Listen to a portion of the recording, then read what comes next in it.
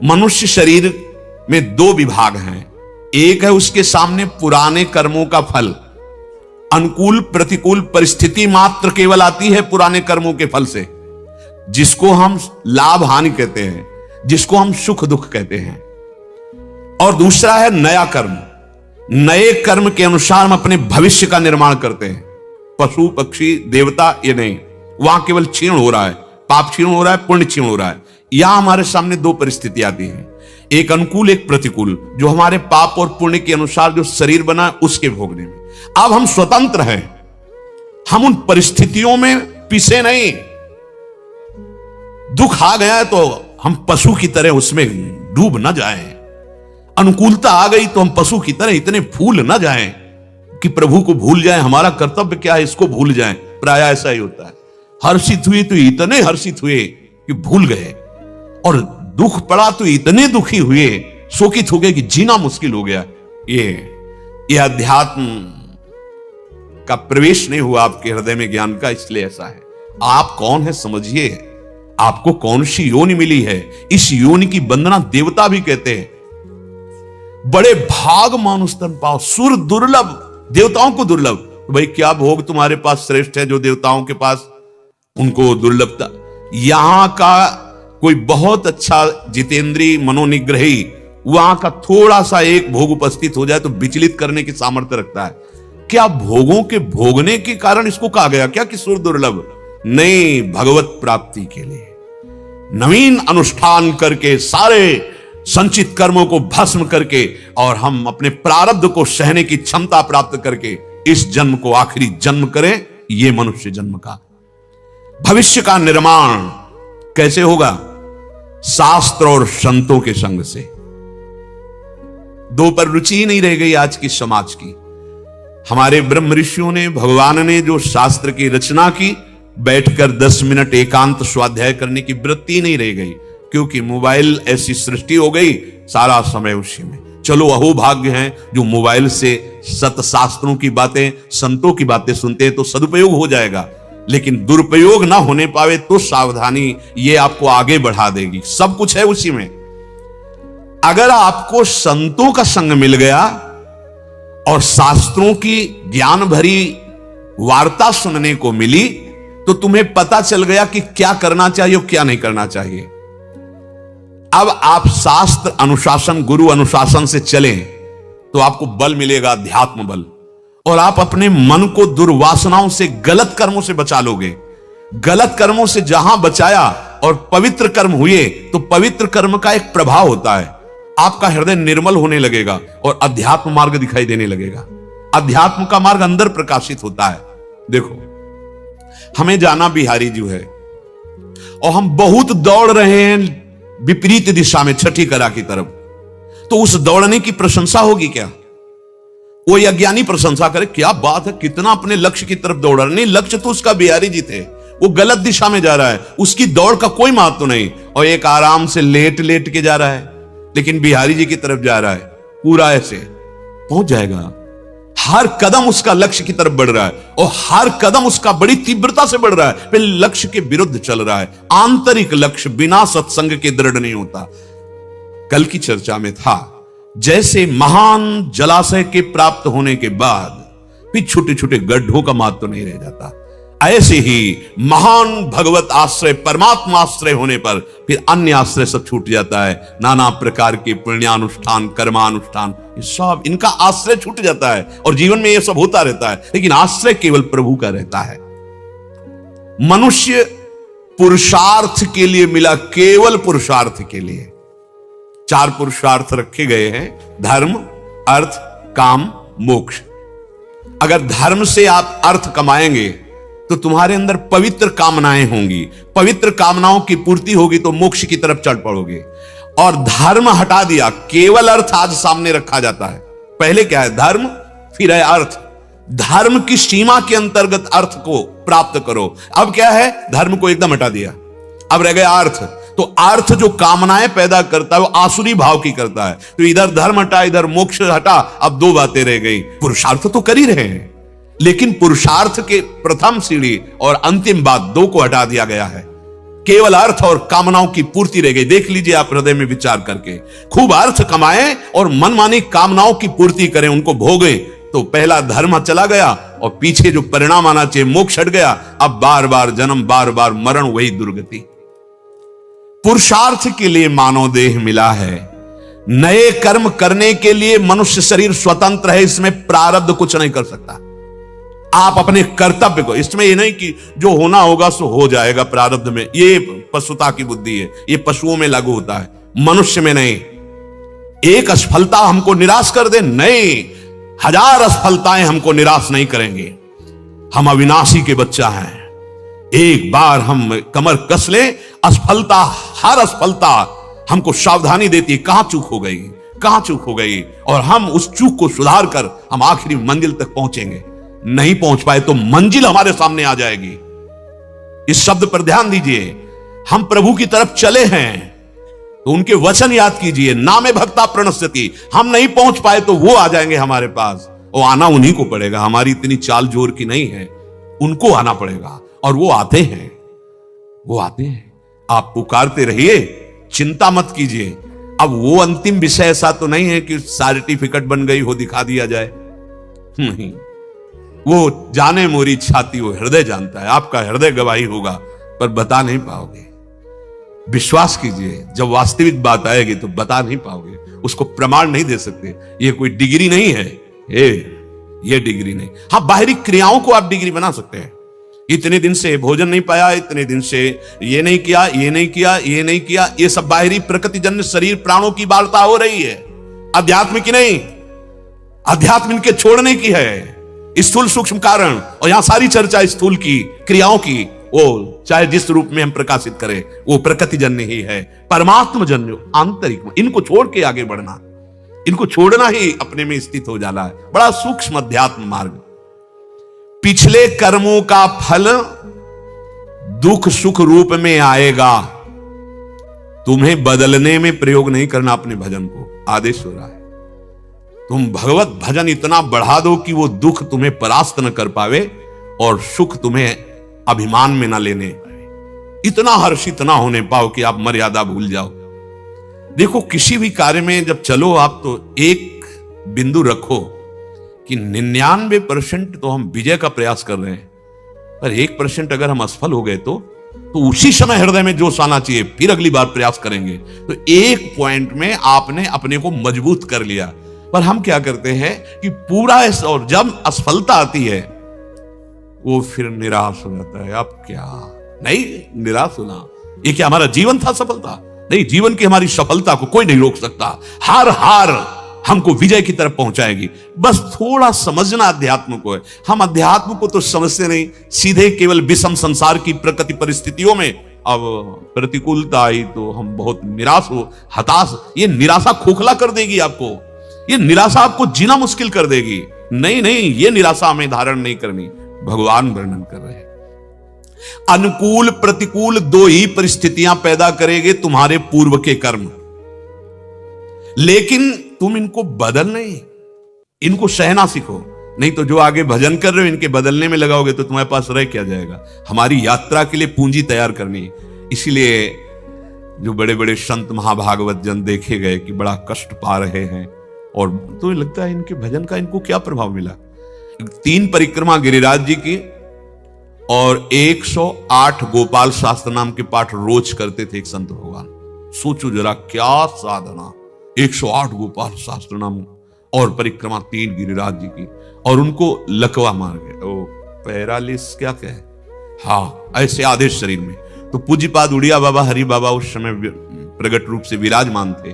जो सुना तो गए दोनों महापुरुष और जाकर के बैठे और कहा, बाबा मुझे पता है, आप संकल्प कर लो तो विश्व का पैरालिस ठीक हो जाए, पूरे विश्व का। आप इतने परम धनी हैं और आप ऐसे कष्ट को तो बोले विनोद कर रहे हो ना, क्योंकि दोनों महापुरुष थे, विनोद कर रहे हो ना। अरे बाबा, मच्छर मारने के लिए ब्रह्मास्त्र का प्रयोग नहीं होता, ये तो शरीर में आया है भोग लेते हैं, इसके लिए भजन का प्रयोग नहीं। ये चतुर सुजान रामय भजे चतुर, ये नाशवान है, आज नहीं तो कल छूटेगा। इसके लिए हमें भजन नहीं, हमें भजन प्रभु की प्राप्ति के लिए करना है। तो कर्म फल दुख और सुख देके नष्ट हो जाएगा, अपने आप नष्ट हो जाएगा। तुम्हें अनुकूल प्रतिकूल या दुख सुख परिस्थिति में डूबना नहीं है। हम लोगों को यही कला नहीं आती। सुख आया तो फूले घूम रहे हैं, दुख आया तो इतने निराश कि कैसे समझावे इनको, इतने निराश। नहीं नहीं, निराशा हमें खोखला कर देगी, हमें मतलब जीते जी एकदम असमर्थ कर देगी। ये निराशा को छूने मत दो। सत्य वस्तु की आशा, विजय की आशा इतनी प्रबल करो कि तुम इतने अभ्यासी बन जाओ कि ये हार तुम्हें, हेलो हम हार गए, ठीक है, हम आगे अभ्यास करेंगे, ऐसे दृढ़ बनेंगे, नहीं ये हार विजय में बदलेगी। और अगर सत्य मार्ग में आप चल रहे हो तो विजय अंतिम हमारी ही है। हरा दिया युधिष्ठिर जी को, बड़े फूले हैं दुर्योधन आदि, 12 वर्ष का वनवास, 1 वर्ष का अज्ञातवास, महान कष्ट पाया, पर उनका क्या हुआ? पूरे वंश का नाश हुआ और विजय श्री युधिष्ठिर को मिली। निराश नहीं, हताश नहीं, हमको अपने मार्ग को समझना है। हम भारतवासी अध्यात्म को जानने वाले, अध्यात्म में स्थित होने वाले, परम धर्म में देश है। जय और पराजय ये पहलू हैं, दिन और रात जैसे है, ठीक है, हो गई। हमें फिर मजबूत बनना है, हमें निराशा नहीं, और एक दूसरे को उत्साहवर्धन करना चाहिए। ये नहीं कि पढ़ाई में कोई फेल हो गया तो घर वाले उसको इतना भार दे दें कि वो अपनी हार को पूरी हार मान जाए।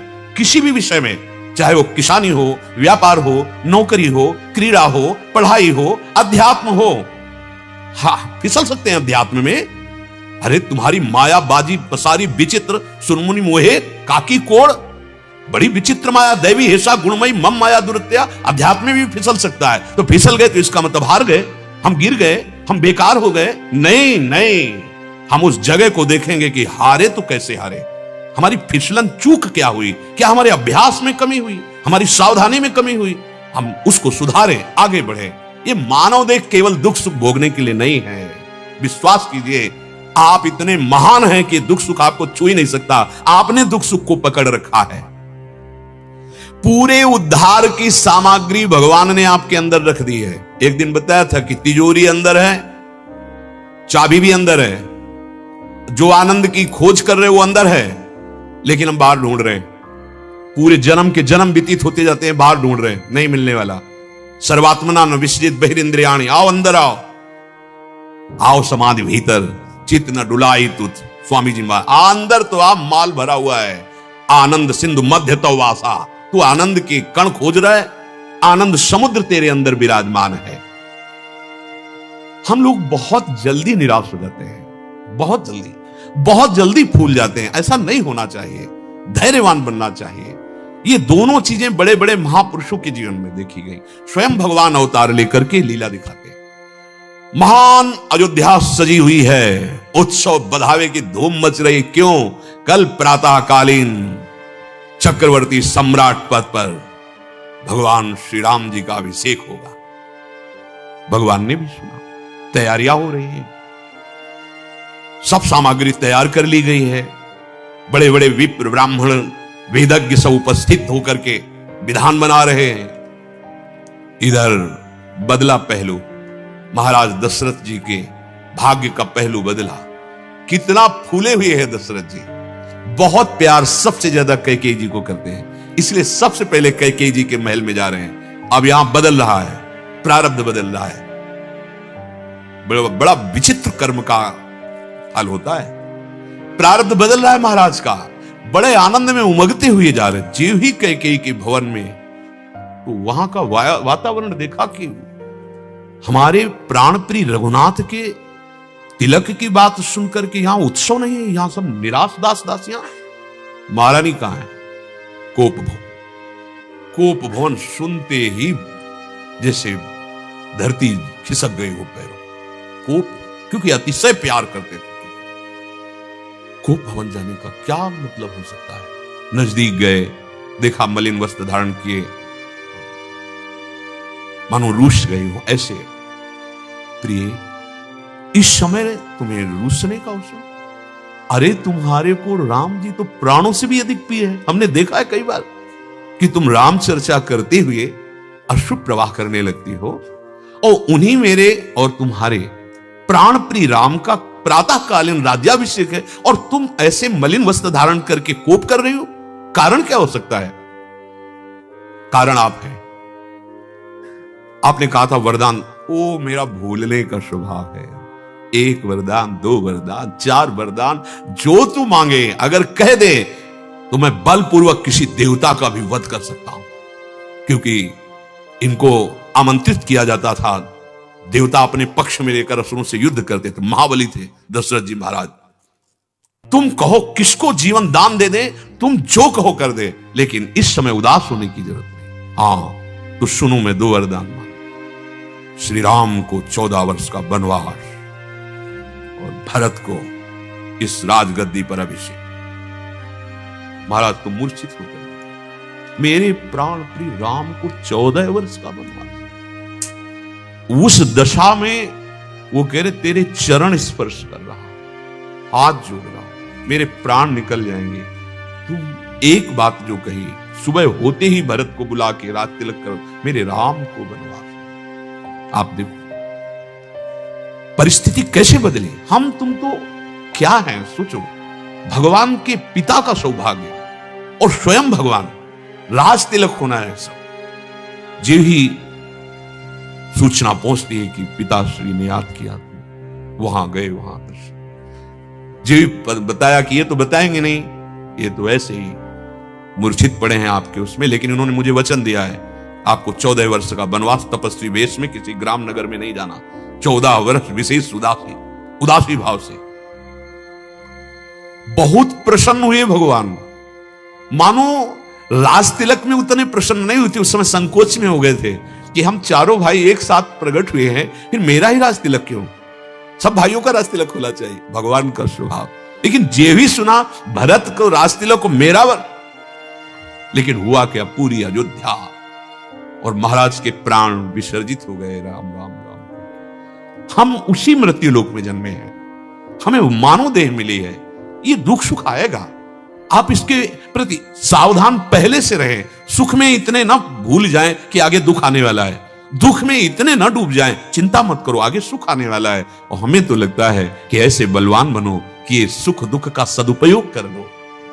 दुख आया है, भगवान ने कृपा की, मेरे किसी पाप का मोचन हो रहा है और हम नाम जप करके उसे सह लेते हैं। सुख आया है, उसे 4 लोगों की सेवा में बांट देते हैं। भगवान ने मुझे सौभाग्य दिया है तो 4 मिल करके उस सुख का उपभोग। अगर हम उसके भोक्ता बनेंगे तो दुख का भोग हमें करना ही पड़ेगा।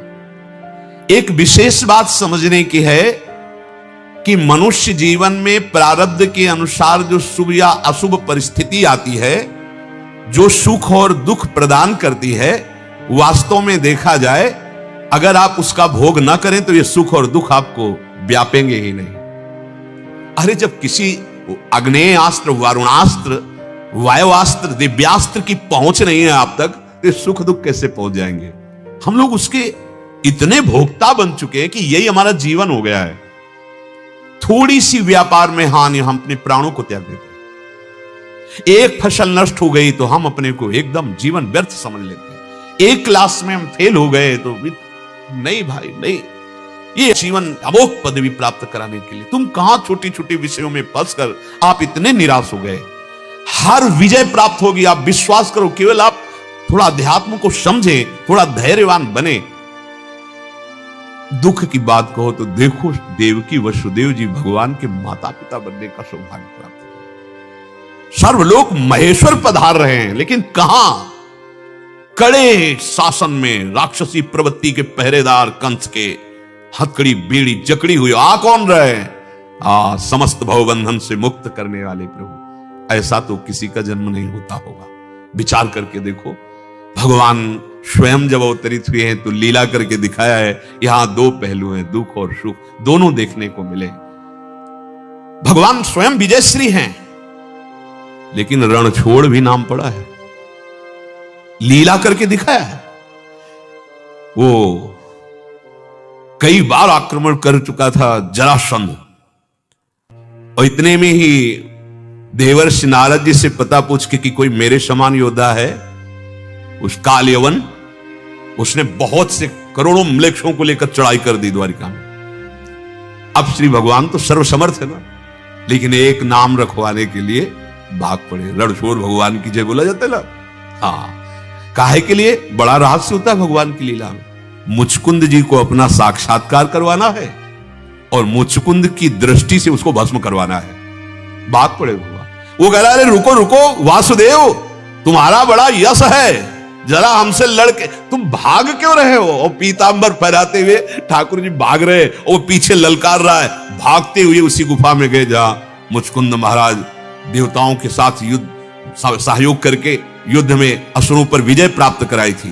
तो देवताओं ने कहा आप जो वरदान मांगे। बोले मुझे आपसे कुछ और नहीं चाहिए, मुझे नींद लग रही, मैं बहुत थका हूं, मैं सो जाऊं और मुझे कोई विक्षेप ना पहुंचाए। तो उन्होंने कहा जो तुम्हें विक्षेप पहुंचाएगा दृष्टि खुलते ही भस्म हो जाएगा। आराम से गुफा में सो रहे थे, भगवान गए अपना पीतांबर उड़ा दिए। अब वो आया और देखा कि देखो मुझे तो दौड़ा दौड़ा कर थका दिया और लड़ा है नहीं, अपना आके यहां सो रहा है। एक लात मारी, जे ही लात मारी तो आंख खोल के देखो भस्म हो गया। अब जब भस्म हो गया तो आप प्रकट हुए, निहाल कर दिया मुचकुंद जी को, स्तवन किया, परिचय भगवान ने अपना दिया। फिर भगवान ने कहा कि तुम जिस इस रस को प्राप्त किए हो यही जगत में अन्य जीवों को भी प्रदान करो, इसलिए तुम्हारे एक जन्म और लेना पड़ेगा। तो नरसिंह मेहता जी के रूप में वही मुचकुंद जी प्रकट हुए। भगवान का नाम रणछोड़ पड़ा। देखो ये मृत्यु लोक की लीला है। जब आप पर्दे पे कोई सीन देखते हैं तो उसमें सुख दुख का अनुभव नहीं करते हैं।